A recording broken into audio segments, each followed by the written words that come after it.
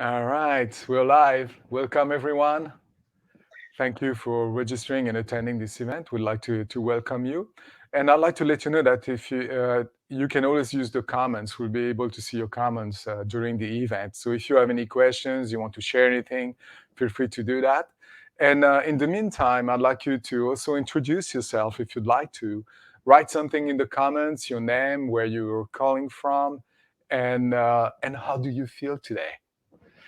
So really special. I'm so happy. It's my pleasure today to introduce my very special guest and friend, Bruno Vacciano. And Bruno is a certified Goldman emotional intelligence coach. He has over 20 years of experience as sales manager in international organizations. And he's the founder of Emotional Strategies, where he shares his firsthand experience with sales leaders on how emotional intelligence can help them not only to take the sales performance to the next level, but also to help their team to lead them through challenging times. Bruno, so glad to have you here. And I'd like to ask you my first question, the question I always ask my guests. What's your why? Why are you in sales, and why are you teaching emotional intelligence to help people in sales? Tony, thank you very much. I'm so glad to be here. I want to say hello to all the participants. And my why is very easy. I enjoy what I do. I'm in love with human interaction.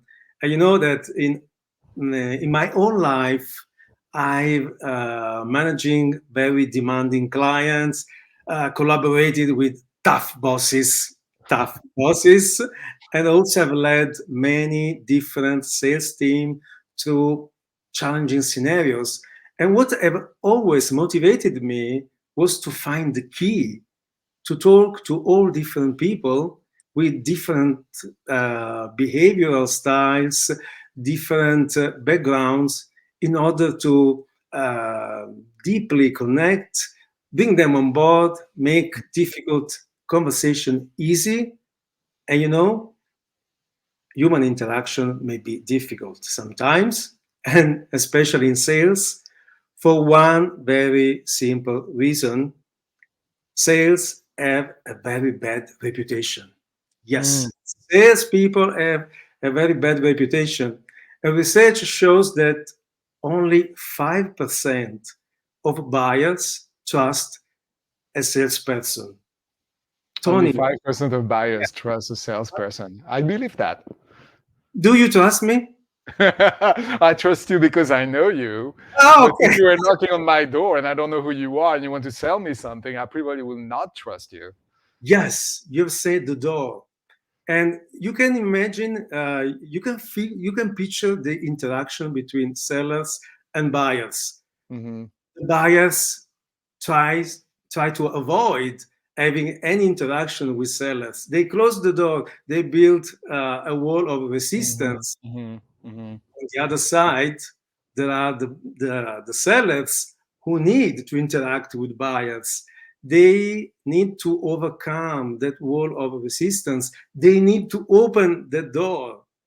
And so, what I do, so in this interaction, if you don't know how the brain works, how emotions drive human behavior, it could be very difficult to manage all that. And Hmm. this process can be an endless source of triggers, of Hmm. disruptive emotions that reduce your effectiveness, reduce your ability to achieve your goals, Hmm. whether you have to sell a product to a client or just an idea to your boss or to your team. So what I do is to help people open doors. Do you have a broken Hmm. door? Well, you can call me. I can fix it, or maybe I can tell in a more professional way. I help sales professional develop and leverage emotional intelligence skills in order to keep a high level of performance even in stressful context or challenging Hmm. scenarios. This is what I do. Hmm. Great, fantastic, because we need you. We need to understand how to set our ideas. I geared this event more towards selling ideas than selling a product. Yeah. It's at the end, it's probably the same thing. You're the product, your idea is the product as opposed to a product itself. But I know a lot of people in situations at work, working in the tech industry, working in marketing, or even operation, and they have great ideas. They have ideas on how things could be done differently and be advantageous to everyone. But they have trouble selling their ideas. They don't know how to talk to their peers, to their boss, to their boss's boss, to sell the idea and make it a reality. And I really think that emotional intelligence can help with that. So I want to hear from you. What uh, you talked about, sales triggers. What is a sales trigger, and how does it work, and how does that play into the whole sale thing?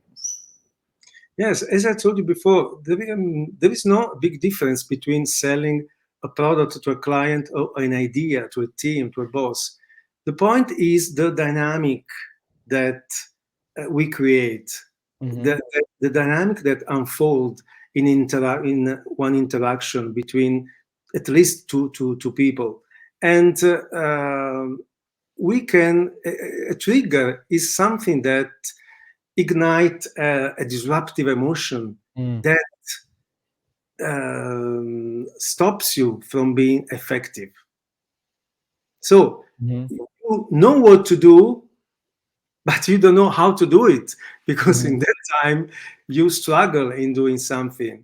And this is why emotional intelligence can help people to overcome all these, to manage all these emotional triggers. And I think that the easiest way to start selling something is focusing on three steps. Very easy. Three Mm. steps. Yes, there are three steps that correspond to three emotional intelligence skills. Mm. And the first one is self-awareness. You need to develop your self-awareness. What I mean? So let's consider the metaphor of the opening the door of resistance that has been closed Mm-hmm. by fire. Mm-hmm. Okay, so first of all, you need to understand if you really want to open the door. So you have to check your mindset. So Tony, Mm. let me ask you and all the participants, what are the first thoughts that you associate to the word seller? Wow, that's an interesting question. So I'm curious to what people are going to say, like, what they associate with sales. Talking to myself, when I think about sales, the first picture that comes to my mind is the car salesman, and I feel like being uh, manipulative, tricking people, being a trickster, like kind of thing. Like it's not a good feeling. It's not like, yeah, I want to be, a salesman. It's more like, do I want to do this? Tony, yes, manipulating, tricky, too pushy. Yeah. Yeah.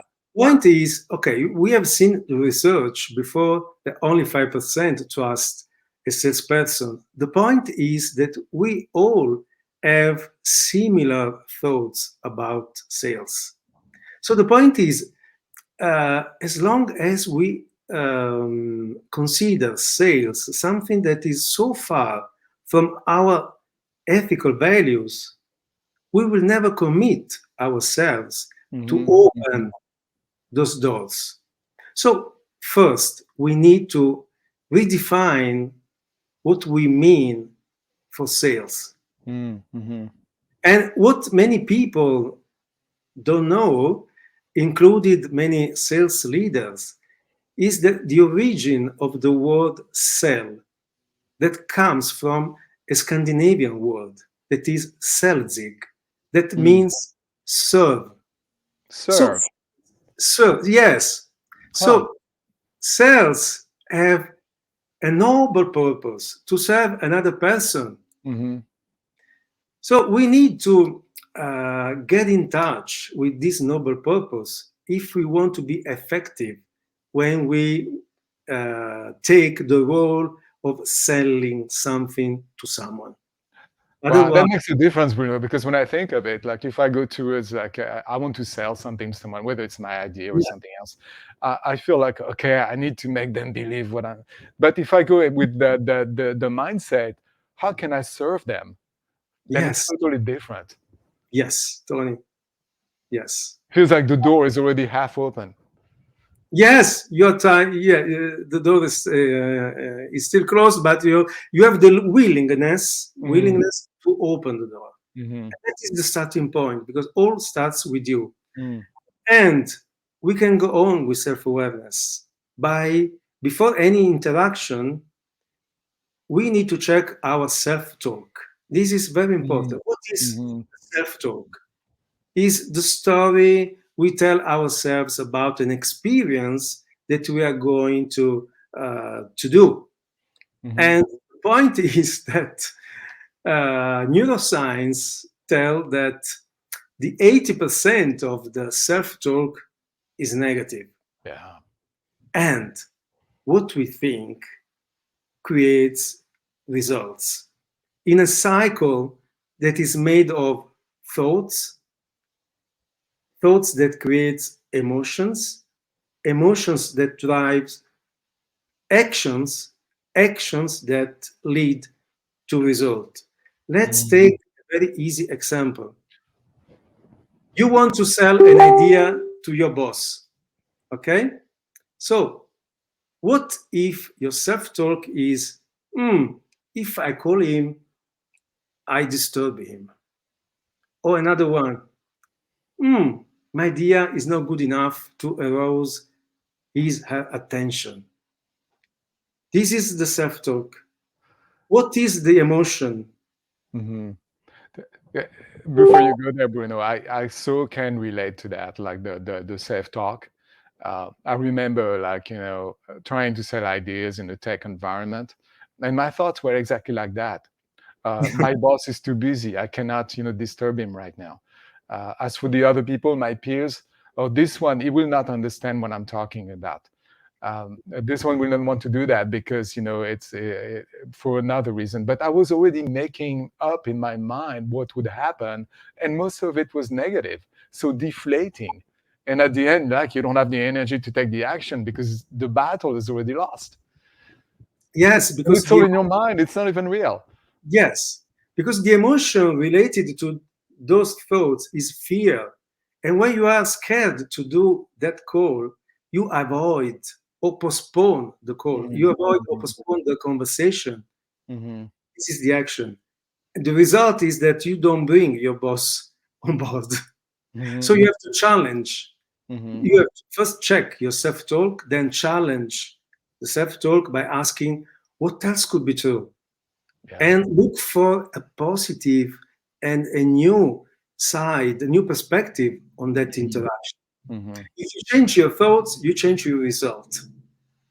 So once that you have changed your thoughts and you have checked your mindset, you can go on the second step, that is apply empathy. Aha. Yes, the biggest mistake people do when try to sell a product to someone or an idea to someone is to focus on being right, on creating the rightest proposal. The false belief here is to think that if we create the perfect proposal ever that cannot be questioned by no anyone, we will get a yes.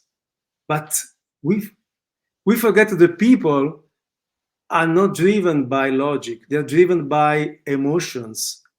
This is why we eat not very healthy food but junk food. This is why we smoke cigarette or drink alcohol. And Mhm. the point is not about creating the perfect proposal, but how this proposal will make the other people feel. Yeah, and I'd like to add to that, Bruno, if I may. I've been in many situations like this where I wanted my proposal to be absolutely perfect, the perfect PowerPoint, the perfect everything, so nobody could say anything. But when you do that, even if you succeed, people get bored. You end Yeah, up talking to them, they're not part of the conversation, and they feel yes. like it's imposed on them. It's better to come with an idea and let everybody explore, everybody be part of the conversation. And then, like you said, it becomes more, it connects you with the other people. It's like, more emotional, on the emotional side, the connection that you create with the other people, giving them space to be part of the conversation. So, Yes. yeah, being perfect is not helpful in that case. No, the point is that we focus on the proposal, on Mhm. being right, Mhm. but there is much more. Let's take an example. If you let's imagine that you have proposed a training one of your fantastic training and coaching programs to Mhm. an HR manager. Mhm. And you send a proposal where you say, okay, Mr. HR manager, this fantastic training program is for free. Is for free. So it's something that cannot be questioned. So Mhm. you wait for the answer. Okay, now he's going to answer my proposal, and the answer is no. And you say, how is it possible? How is it possible? An answer like that. There is something that we don't know. For instance, you don't know if this HR manager has already a supplier and maybe he's a friend of him or her. And having a conversation about ending a long term collaboration may be painful for him. Or another thing that you don't know, if is this HR manager a risk taker or a risk avoider? Mm. Because maybe he's wondering, what is the risk that I'm taking if I decide to work with Tony with a free training program? So there is a lot we don't know about that. And if our proposal, our perfect proposal, is creating a pain or a discomfort for the other person, we will never get a yes. So Mm. we need to shift the focus from the proposal to the other person. So we need to empathize, pay attention to what is their communication style, behavioral style, what really matters to them, what motivates them. Uh, you know, we need to shift the focus and collect a lot of information because the point is to feel the other person feel good about. So it sounds like in your first interaction with the person, you're not gonna go straight for your perfect proposal and tell them how you are the best and your proposal is the best, but you're gonna focus on them. You're gonna focus on them, be curious about them, and try to understand who they are, where they're coming from, so you Yes, get a sense of what they care about and what scares them and so on. And once so this is the power of empathy, is to be able to really listen to someone, to be curious about them and understand how they feel. yes. We need to do both. We know that we have to create a good proposal, Mhm. but it's not enough. It's not Mm. enough. There is something more that we need to think about the other person, how this proposal will make the other person feel. Because if I make you feel bad about Mhm. the proposal that I'm sending to you, you will never say yes to me. And another thing I want to say here, Bruno, is like you could do that in your head and end up in self-talk. Yes, And that would be defeating you. So you don't want to do that in your head. You want to do that face to face in a real conversation with the person. yes, absolutely. Absolutely, Tony, correct. And then once you have collected all this information about the other person, you can go to the step number 3, that is adaptability. Adapt Mm. your communication. Because the biggest mistake that people often do is they don't adapt their communication to different audiences. Mm.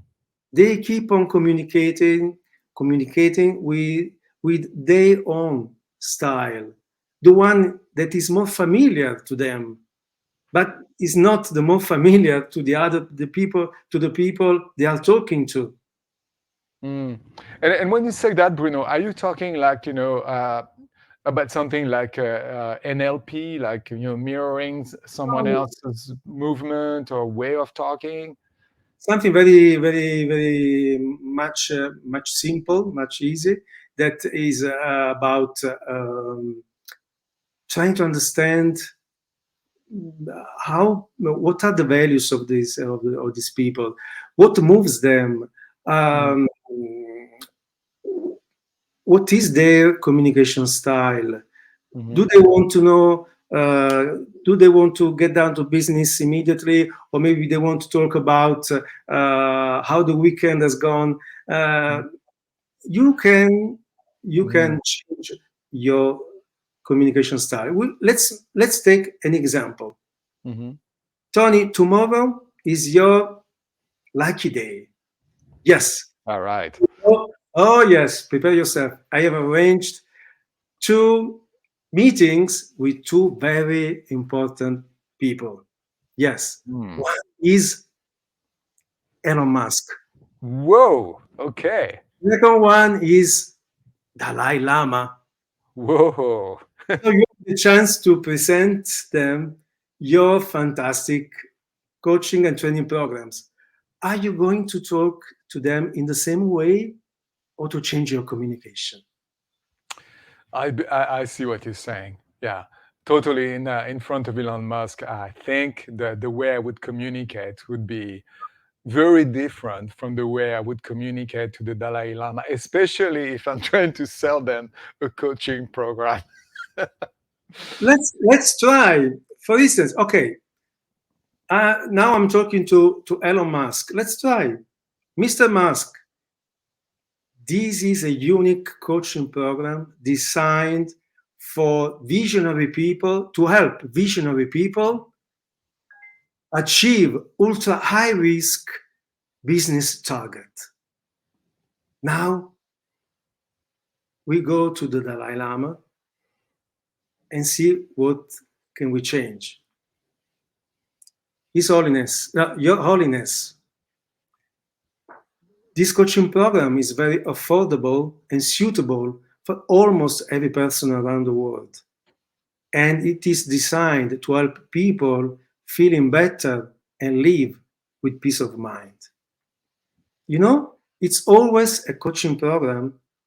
What you have done is to focus on values that motivates Mhm. the Mhm. people you're talking to. Mhm.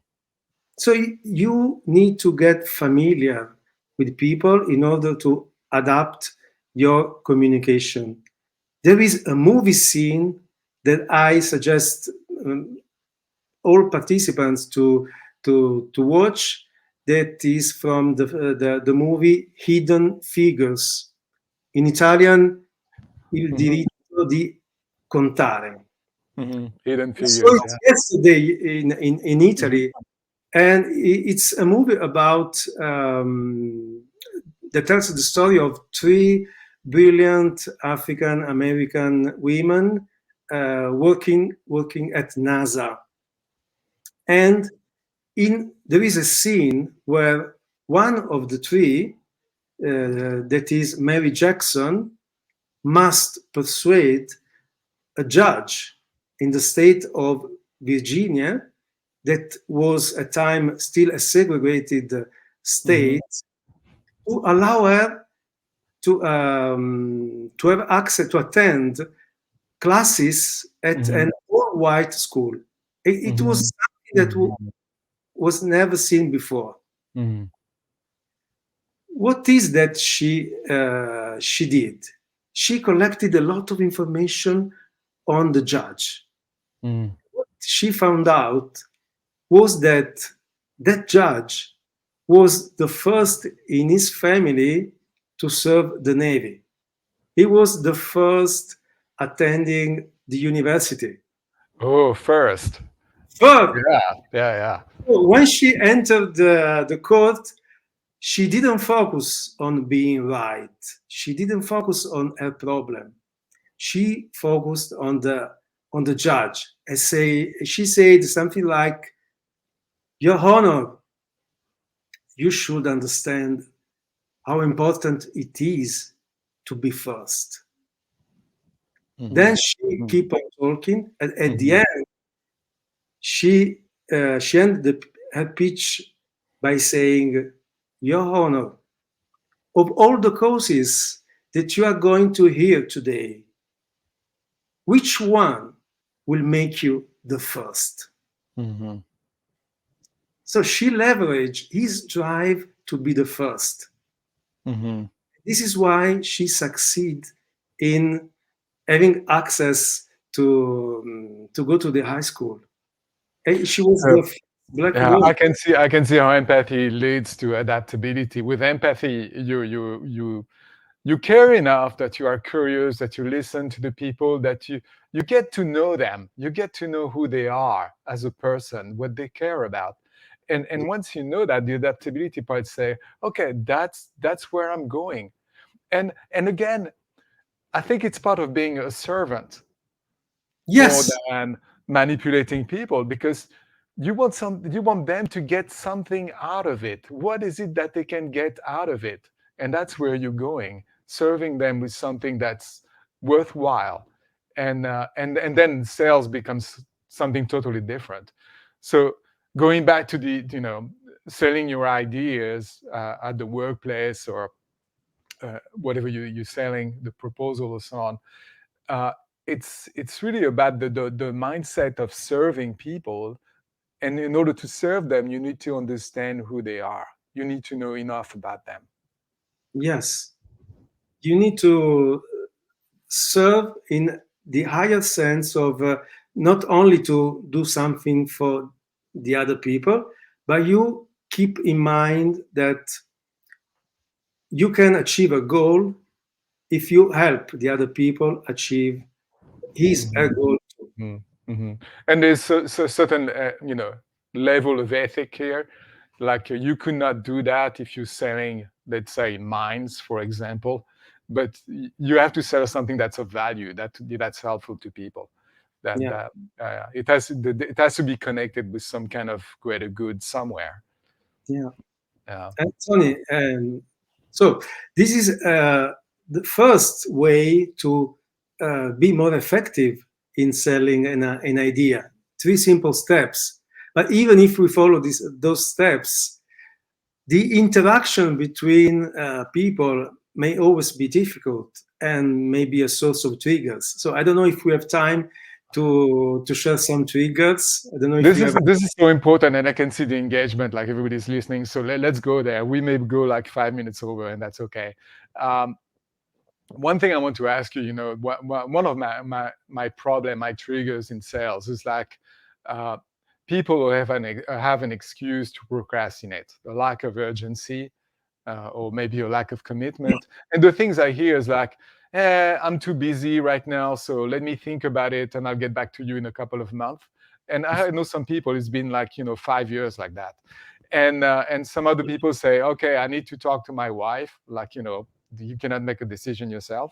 And some other people is like, I'm kind of tight right now on money, and I know that, like, they have tons of money at the bank. So it's always, there's always an excuse, and I feel like it's an excuse for something else. So how do you deal with that? Wow, what an example. Thank you for sharing that. I think that's something that is familiar to many people. And I think that in this case, a mix of sales professional skills and emotional intelligence skills may help. Let's look at this trigger. So the lack of urgency. If we see it from a sales professional skill point of view, Mm-hmm. we know that in the sales process there is a step that is called qualify the prospect. Mm-hmm. And one thing that you need to do is to uncover the level of urgency. of a problem.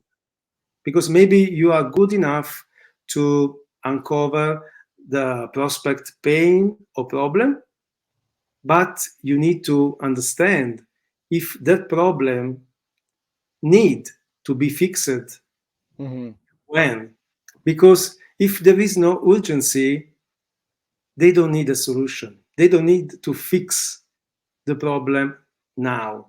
So you send a proposal, a solution for something that they are not interested yet. Having a problem doesn't mean they need a solution. There is the urgency that makes the difference. So how can you explore that? Simply asking how urgent is for you to fix the problem, achieve the goal. Or if you want to do it in a more professional way, you can ask the why now question. What makes, so Mr. Prospect, what makes you look at a solution now? So you can have a lot of information. So you decide then if it is a qualified client for you or not. But this is the technical skill, the sales professional skills. But sometimes you know that you know that you have to qualify a prospect, but you don't do it because the lack of emotional intelligence skills. An example: you go to a client and you catch a buying signal, a very strong buying signal. So, Tony, you are so happy. You're thinking, oh my God, yes, I'm closing the deal. I'm so happy. So you skip, you avoid asking some questions. And this is a lack of emotional balance. It's not a lack of technical skills. Or maybe you know that you have to ask some questions, but you are afraid to ask. And this is a lack of assertiveness. That is another emotional intelligence skill. So going back to the self-awareness, being self-aware of what's going on inside, what emotions are there, your mental state, and make sure you don't skip a step. Yeah. Yes. Yes. So I invite you to reflect on your experience and think, is it a lack of sales professional skills or a lack of emotional intelligence skills, like, for instance, emotional balance, assertiveness?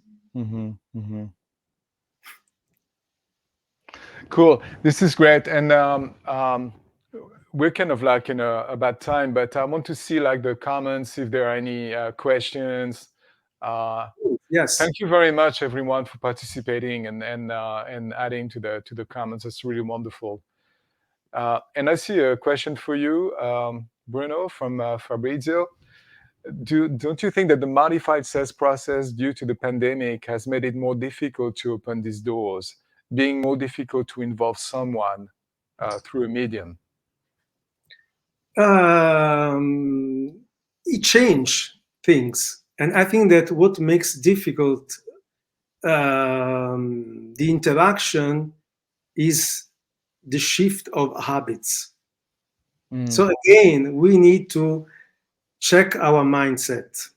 Because during the pandemic, I remember a lot of people, self-talk was, if I call a client, it's about business. So it's not the case, because now we are all suffering.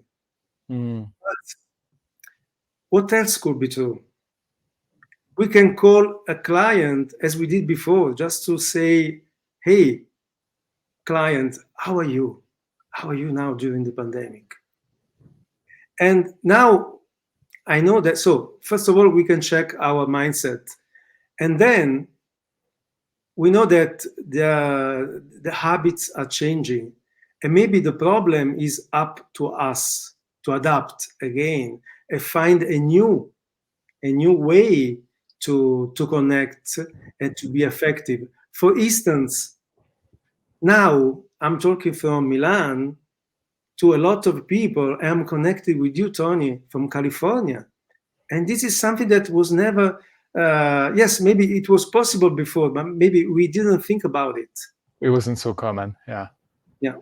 So there are something that we miss, but something that we can get. We need Th- to adapt. There's something I just, that crossed my mind as you were talking during the pandemic. The people that you who are your potential clients, and going there and asking them, how are you doing? And again, the idea of being a servant rather than a salesperson. In order to do that, you have yourself to care enough about your clients. You Yes, cannot just see them as numbers, yes, as you have to see them as people and really care about them. And, yes, uh, and again, empathy is a skill that can help you with that, because in empathy and emotional intelligence, we learn um, to have self-compassion and also compassion for other people, to care about other people. And that's a skill I think is very important. We are so focused, we are so into concept, numbers, names, that sometimes we forget that there is a real person behind the name, yes, and it's not just a number. yes. And we need to recreate that. We need to be able to recreate that inside, to have kind of like a heart connection, I would say, with the people. So we really care, and it shows when we are asking, how are you doing? Yes, and also we need to put ourselves in the buyer shoes. Hmm. Now they are working remotely. They have thousands of emails to check. So, we need to understand that they cannot reply back to everyone, but we don't have to take it personally. So we have to facilitate their work, their job. We need to find a way, and we find a way by empathizing. Hmm. Hmm. Yeah, I mean, asking someone to be on Zoom with you for half an hour so you can talk with them and present what you're doing, that's a great service that they do to you, to take away from their own time and being on Zoom, where they've been on Zoom like all week long. So it's, yeah, we need to remember that. It's very important. Are there any other questions?